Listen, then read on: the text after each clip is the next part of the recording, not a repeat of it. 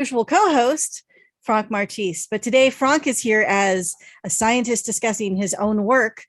We are going to be talking about some recently released images from the European Southern Observatory that are very detailed of a particular asteroid named Cleopatra. So we're going to talk about those images and why this research is important and how cool this asteroid actually is. So welcome, Franck. How are you doing today? I'm good, Beth. Thank you for having me today to talk about science, my science for once. It's just such a different thing for the two of us. I'm like, wait, I have to interview you about stuff? Okay. So thank you, everybody, for joining us. Let us know where you're watching from. We'll give you a shout out. We're watching, you guys are coming probably from all over on YouTube, Facebook, Twitter, and Twitch.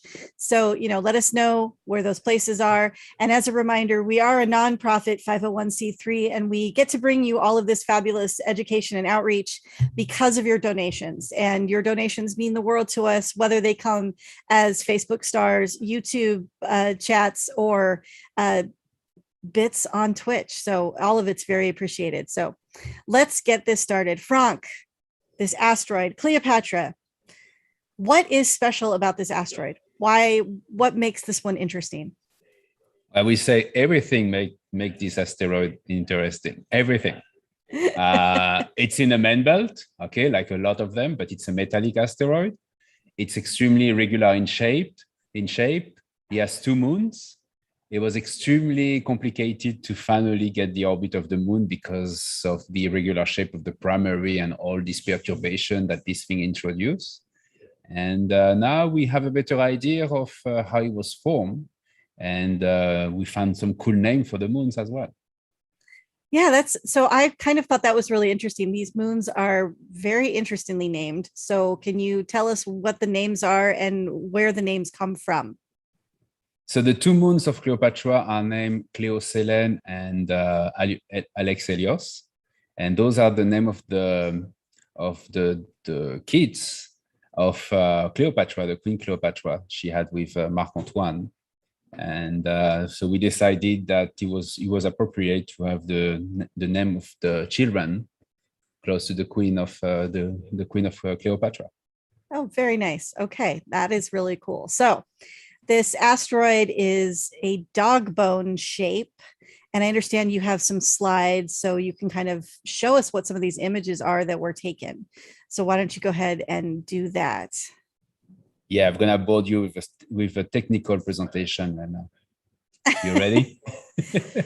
Woo! Okay. So just I want to mention that this is a teamwork. It's very important because it's a result of two papers. The presentation. What I'm going to show you today is basically the summary of two papers. One that I laid on putting together the orbit and the shape of the asteroid. And there is this super important contribution from my colleague at Charles University, Miro Broch, and so on, who basically managed to derive the orbit of the two moons. And this is part of a large program at ESO. So let me just say that ESO is it's an organization in Europe, a European organization, which manage telescopes in Chile. And there is this amazing observatory called the VLT. And those are the 8-meter class telescope of the VLT, UT1, UT2, UT3, UT4. They have names now. They're called Yepun and so on, but I don't remember all the names. And we use a very interesting instrument on the VLT, the UT4, called SPHERE, which is in the box here, in this black box here. And that's what we call an adaptive optic system. So adaptive optic system is a way to improve the image quality of a telescope and get an image like if the telescope were in space. The key part here is that SPHERE is the third generation of adaptive optic system. We built the first one in the year 2000, and now this is the third type of adaptive optic system, and they're getting better and better over time. Now we can basically observe in the visible light. So we have a resolution with this telescope, like if the 8-meter class telescope were in space. So it means we have a resolution which is 3 times better than the resolution of Hubble Space Telescope. for a cost which is significantly lower. And the advantage of that is that we can install instruments that we want, change them, tune them, because this is on the ground. So these three instruments, I got this commissioning 3 years ago, if I remember. And Pierre Vernassa led the program to observe the biggest asteroids in the main belt. And Cleopatra was one of them. So we pointed the telescope toward Cleopatra in 2017 and 2018, and we got those pictures. So those are the pictures coming out of the telescope, I will say. Basically, see there is some picture in 2017, here 2017, July, and this is August. And what you can see is that over a very short period of time, the asteroid is already rotating. In a few, basically, minutes, we see a rotation. The primary is spinning on itself in 5 hours, roughly. And he has already this very extraordinary irregular shape on those observations. So we knew it would be irregular in shape because it has been observed in the past by radar observations in 2000 and also by other adaptive optic system in 2008. So we knew you have this kind of shape, but with this observation invisible, we can see details of less than a 10 kilometer on the surface. So we really see the clear shape of the asteroid. Radar observation don't see, they just measure the echo. Okay, so there is always some assumption being taken to build this, to build the shape model.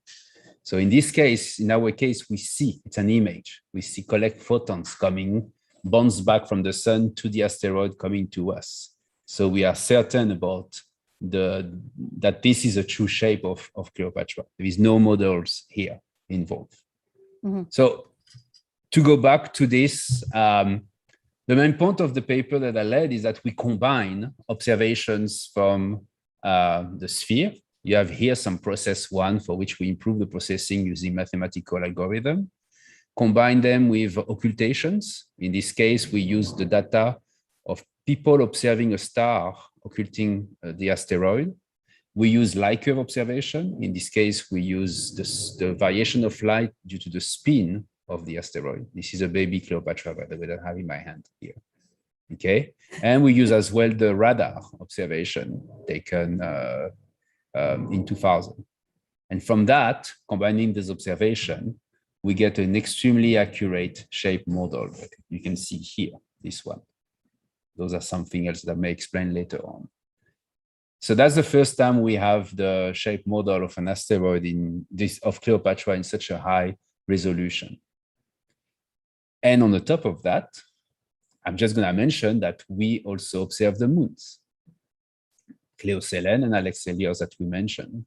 We observe them at different positions over the year 2017, 2018, plus some observation we took in the Keck with the Keck in 2008, 2009. And now we have a very accurate model of the moon's orbit. And that was really the complication of the study. That's why it took us 4 years to publish those 2 papers, in fact. Wow. I can go into more details if you have questions on this topic. So just sort of a basic question first. How big is Cleopatra? Like, what's the size of the asteroid? So 2070 length, kilometer, and roughly the equivalent diameter is 50 kilometers. So it's extremely elongated. Okay. I'm going to just take a second to do some shout outs here. We have viewers watching from Australia, Nevada, Indiana, Brazil, New Zealand, New York, the United Kingdom, Canada, Uruguay, Wisconsin, Montana, Hungary, Norway, Florida, Tennessee, Malta, and the Czech Republic. So wow, everybody.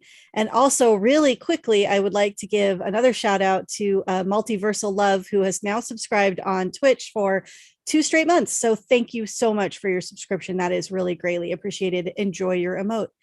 All right. So it's not a huge asteroid. It is very elongated and it has 2 moons. So what kind of orbit do these 2 moons, how is this system moving through the asteroid belt? So the two moons orbit into a nearby resonance. I forgot which one, but they orbit nearby resonance. They're very small compared to the primary. Okay, we're talking about a few kilometers here. From the orbit of the moon, using Kepler law, we derive the mass of the system, which is 33% smaller than the mass we had estimating in the past. And because we know the shape of the primary, we know the volume, so we can derive what we call the bulk density. And the bulk density of Cleopatra surprised us because we were expecting something close to 5, and we get a bulk density of 3 grams cc. So that's mean a bulk density which is half the bulk density of Aaron. Why that's matter? Well, because Cleopatra is classified as an M-type asteroid. So in this case, we expect to have a lot of metal into the body. And we didn't have that much metal based on this calculation. So we have a problem here. We were expecting a density of 5 to 7, and we get a density of 3. So how did we solve this problem? Well, we have a hypothesis. And one of them is that, in fact, Cleopatra is a second-generation asteroid, is a product of a collision and of a metallic body. And this body reaccreted a long time ago, several billion years ago, I would say, and formed this loosely bound metallic saturated asteroid. And the reason it has this weird shape is because of that. It's loosely bound and is spinning on itself very quickly. So because of this, it's taking basically the shape that I showed previously with 2 lobes spread around, splitting apart roughly and connected with a bridge of material. So that's the formation. It's basically close to the behavior of a liquid in space. It's not a liquid, it's a metallic body, but because it's made of small fragments, it has more or less the same kind of behavior. So would you say that this is sort of an asteroid that's between like what Psyche is, where it's heavily metallic, and say like what Ryugu and Bennu are, where they're really rubble piled, not well bonded, but this one's sort of in the middle? I will say that because it's basically the idea we have for this one. And one important part is that we have the spin and we know the shape with such a good accuracy that we can basically show that some part of Cleopatra is very close to be unstable, meaning that if the asteroid was spinning slightly faster, some boulder or pebble on the surface of the asteroid will be ejected by the centrifugal forces. And this could be the source of the formation of the moon. The moon may be, in fact, babies of the primary that spin up quickly, very early into this information, and ejected part of his material. And this material form a swarm, and then the swarm basically form moons later on. So what we can see, and that's why I like this story of Cleopatra and the name, but we can see truly here, those moons are truly babies of Cleopatra. Very interesting. Okay. I'm going to give a couple more shout outs here. Georgia, California, South Africa, and the Philippines. Welcome, everybody. If you have questions for Franck about Asteroid Cleopatra, please feel free to put them in chat, and our moderators will be sending those over to me. So, Franck, what is the most fascinating thing you have learned about Cleopatra in all of this research? What I learned is something that I kept saying over the past 2, 3, 5 years, I would say, is that asteroids are not boring flying rocks. Asteroids are mini geological work. They're extremely complex. And I think Cleopatra is one of the most complicated system of asteroids we have encountered so far. The presence of the moon, the shape, the formation scenario, the density, the porosity. I mean, there is a lot here happening. We still, I think, scratching the surface of the history of Cleopatra. There will be more to come. We suspect there may be a third moon, for instance, in the system. We may see that in the future as we collect in more observations, maybe with sphere, the instrument I mentioned, or maybe with another adaptive optic system. There is new one coming on the other telescopes, such as the Gemini North Telescope. But we also have the idea of pointing the extremely large telescopes, like the EELT, the European Extremely Large Telescope, that will be available in, let's say, 7 years, 10 years.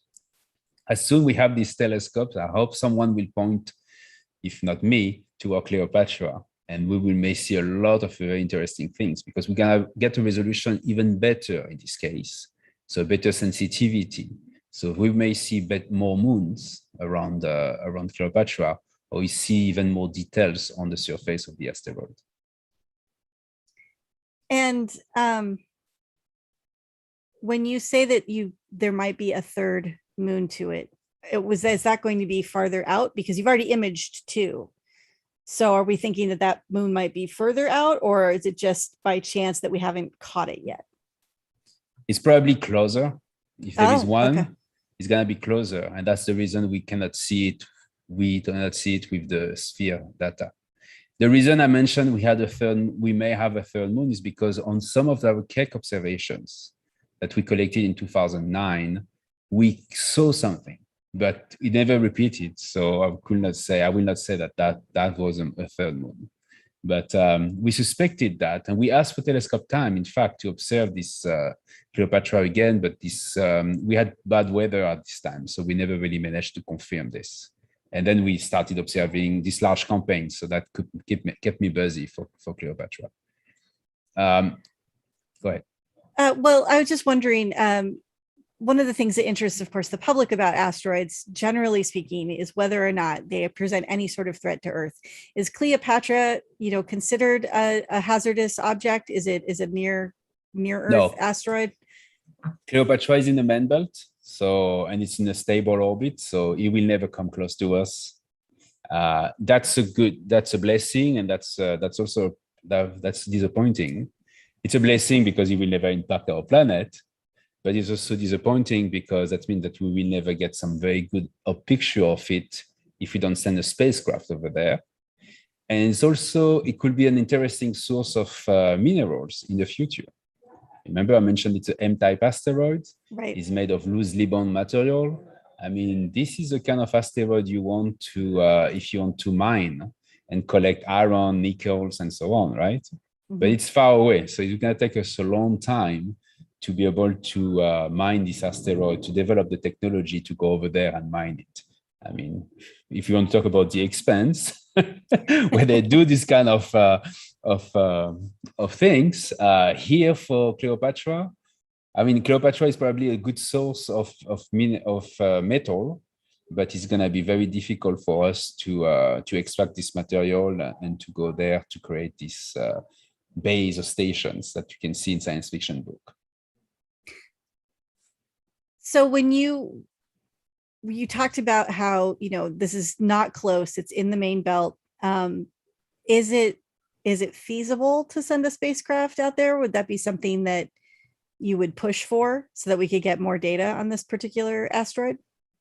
Yeah, it's feasible. It's a question of time and money, I would say. We have sent spacecraft to the main belt. We explored Ceres, Vesta. We're sending Psyche next year to observe an M-type asteroid. We are going to send this year the Lucy mission that we're going to even go further away, explore the Trojan asteroids. So this one is not in the list yet of future missions.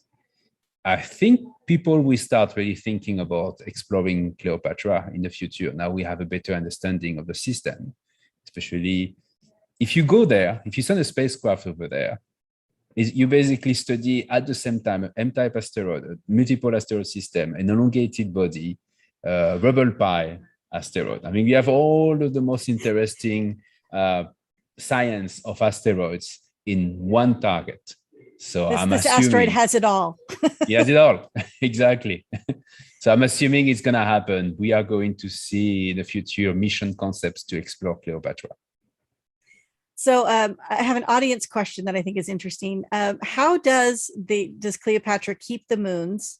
Like, is it gravity alone? And do you still consider it an asteroid if it has moons? So to answer the first question, the Cleopatra keeps its moon because of the gravity of the primary only. And that's been an issue in the past. I can tell you a story that I wrote proposal to search for moons in the year 1996 around asteroids, and theorists kept saying that it was impossible because they say the perturbation of the moon, the tides, and the solar wind will make that the moon is an unstable orbit. So asteroids can't have moons. This is typical of theories, right? Killing the dream. So we never got telescope time because of that, because of those papers basically published in the past. And when the first moon of asteroid was discovered in 1993, it took everybody by surprise. And then Bill Merline discovered Petit Prince around 45 Eugenia in 1998. And that was the beginning. After this, basically, we finally got telescope time to search for moon. And we discover moons. Now we know 400 asteroids are binaries. And I forgot the exact number, but I think it's 15 or 16 have two moons, are trinoids, so triple. So wow. It's getting, there is more and more of these multiple asteroid systems. And yes, they are still asteroids. They are still those small bodies, not planets, not dwarf planets. So they are asteroids, and they do have moons, which make them even much more fun and much more interesting than common asteroids without moons. And have you personally come up with any silly names for the concept of an asteroid moon? For the concept of an asteroid moon, like a moonlet, for instance? Yeah. Yes, that's the name we used, in fact, moonlets. Okay. Small moons. I think Bill Merline coined this one. I'm not 100% sure. That's not coming from me. That was a name we used in the year 2000 a lot to talk about that. Also, I would like to mention that a lot of my friends are very upset at me because I named them Cleo Selene and Alex Helios, because they say an asteroid with a dog bone shape should have moons, which are much more fun in be called, I don't know, like Fifi or some kind of names from dogs. But I decided that Cleo Selene and Alex Helios was better. Now, are these official names? Are these IAU names? Or are these in the process? Oh, these are official. Yeah. We discovered these two moons in 2008 with the Keck telescope, and one of the Keck telescopes. And then I basically wrote a proposal and it got accepted by the International Astronomical Union. All right. Someone is suggesting a moonsteroid. Like that one. I have another audience question. Is there evidence that Cleo had more moons which have been pulled, either into or out of orbit or merged? And would that also be another reason to study it? So we don't think that moons are being captured or ejected, but maybe we will find one day a small asteroid which has the same orbit than Cleopatra. And in this case, it could be one of those ejected moons. Right now, I should mention that Cleopatra has been observed by occultation multiple times. And in fact, the first time we could have discovered a moon, it was in 1980s, because someone in 1980s two people observed an occultation. So the disappearance of a star as the asteroid is passing between us and the star, and detected a 1 second event. And in fact, if you look at the model we have, this 1 second event is very close to the location of the moon, the Cleo Selene, if I remember, at the time of the observation. Oh, so wow. In 1980s, two people could have discovered the first asteroid moons if people had believed them that was a moon. At the time, as I say, theorists was basically telling us it was impossible. So those amateur astronomers who observed that reported it, and that's all. But now we know that they probably had detected a moon, an occultation by one of the moon of Cleopatra. So another audience question, could we send a spacecraft that has a bunch of CubeSats to study these asteroids and moons? That would be so amazing. So one of the concept mission I had in the past, and I worked with the Glenn Johnson NASA Center in Ohio on a mission called, we call it Diversity. And this mission was basically doing flybys of asteroids, multiple asteroids only, targeting those asteroids with moons. Cleopatra was not in the list at the time because it was not possible to reach Cleopatra with the orbit we had calculated, but we have multiple of them, like multiple asteroids in the flyby. And one of the ideas, that was the beginning of CubeSat technology. That was in 2005, 2007. One of the idea was to transform this mission into this kind of mothership. And every time we pass nearby an multiple asteroid, we take picture with the mothership, but then we eject a small CubeSat. Throw a CubeSat at it. So a CubeSat at it, and the CubeSat will be able to come closer and maybe hit the surface. It doesn't really matter. It's a CubeSat. What is made for that? It's made to be doing quick and good science.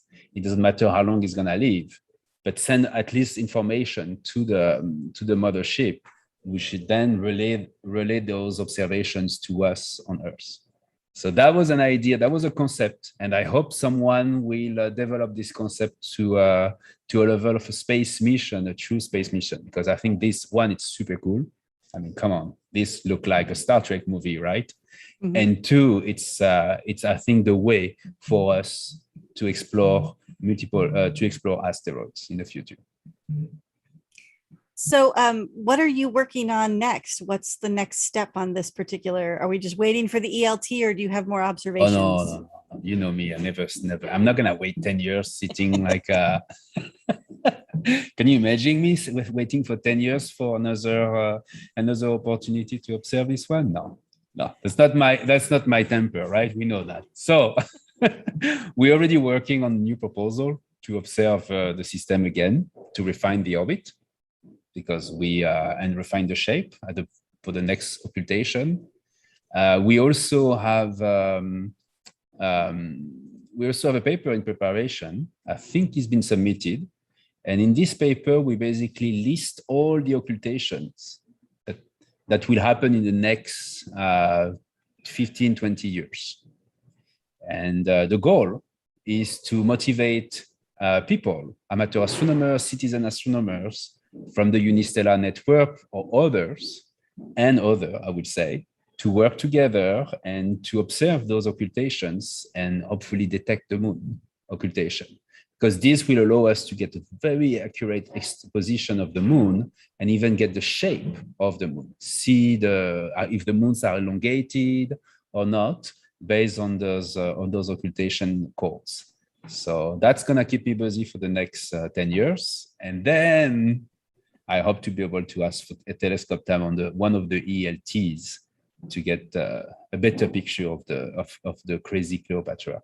And see, this is how well we know each other, is you knew exactly where my question was leading into, because I was going to ask you about citizen science for this particular asteroid. So keep your eye on the Unistellar site and their citizen science projects, because I'm sure that list of occultations will eventually go up and they will be asking for people to go watch them.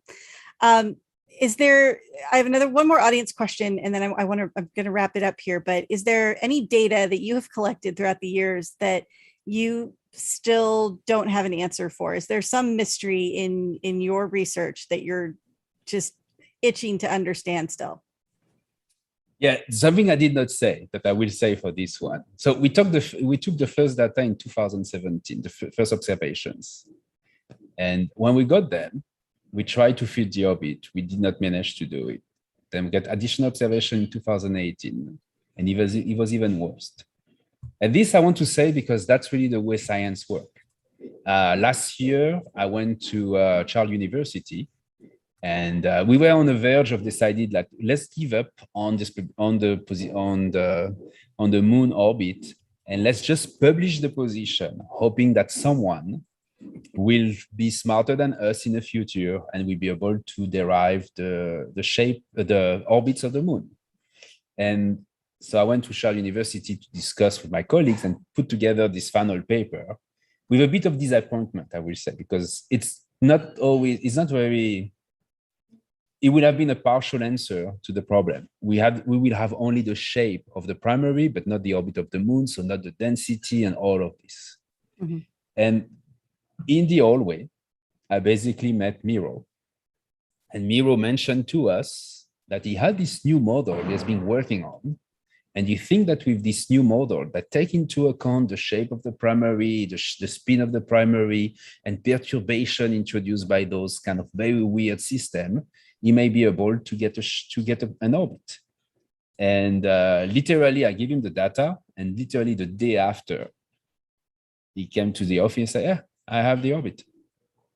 So it's something that stuck us for like so long. And he had found this solution by developing a mathematical models on the side and a new code. And that's the way science works. That's why it's important sometimes to travel. That's why we cannot do everything remotely through Zoom meeting. I keep saying that, but I'm going to say it again. We need to see each other, to talk, to have a drink, and have a conversation, because that's when something happens sometimes, the spark will happen.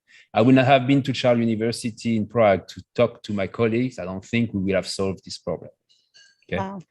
So we have a final paper for the large program that we had just submitted and is accepted, if I remember, led by Pierre Vernassa, which basically gave the shape model for all asteroids which has been observed in this large program with the VLT sphere. So we don't have mysteries to solve anymore, I will say. That's the good news. We more or less solved all of the problem we had with those asteroids. But now the next step is to get additional observations. One of the data which kind of bugged me is the observation of Pallas. Number 2, it's a huge asteroid. And if you look at the picture that we published a year and a half ago, you can see that there is a white dot on Pallas. And you can even see it rotating as the asteroid rotates. So what is this? We don't know. We have one wavelength, one color. We know it's bright, but we have no idea what it is. It could be something like we have inside the crater of Okator. Right. That's what I was going to ask. If it's sort of like that idea of bringing brine to the surface and maybe ending up with salts and okay. But we need more observation to derive to confirm this, like wavelength, an additional wavelength, or maybe better image processing. So that's a work in progress. There is still mysteries. Not everything is solved. So is there anything I didn't ask you that you wish I had that you want to tell us about on this project? No, Beth, you did an amazing job. I think you make me basically say everything I wanted to say. Yeah. All right. Fantastic. Well, thank you everybody for watching. Once more, as a reminder, we are a nonprofit 501c3. Your bits and subs and stars and super chats are always appreciated. And we really are grateful to all the support that you give us. If you would like to just make a monetary donation, you can go to SETI.org and click the donate now button. We will be back tomorrow with another SETI Live this week. It will be Dr. Fred Ringwald, and he is going to be talking about Kardashev 3 civilizations and the search for extraterrestrial intelligence. So I know a lot of you will be looking forward to that one. So come join us tomorrow. It is at 2 p.m. Pacific time. That is -7 UTC. So you can figure out your time zone there. And once again, thank you for watching, and thank you, Franck, for letting me talk to you this way for once. This is kind of cool. We'll have to do this again when your next paper comes out. Thank you, Beth. Thank you very much for having me. All right. Bye, everyone.